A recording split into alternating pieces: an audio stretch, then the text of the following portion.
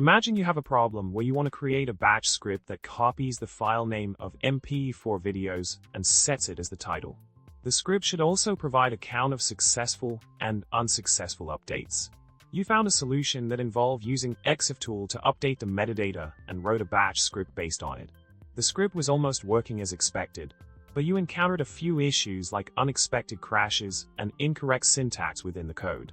The solution to one of the issues was to escape the parentheses in the echo commands using the caret symbol to prevent crashes.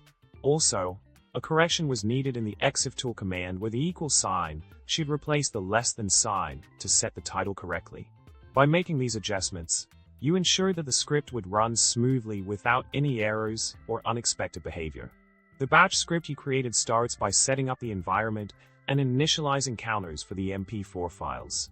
It then counts the total number of mp4 files in the directory and subdirectories, displaying the count to the user.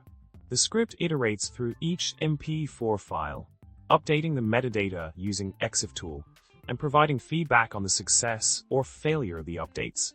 Finally, it gives a summary of the metadata update process, including the total number of files updated and any encountered errors. In summary, by making a few tweaks and corrections to your batch script, you are able to successfully update the metadata of mp4 files based on their file names.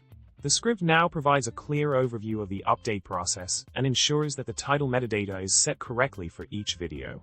Remember, if you enjoyed this video and found it helpful, don't forget to subscribe, like, and leave a comment with your thoughts. It's always appreciated.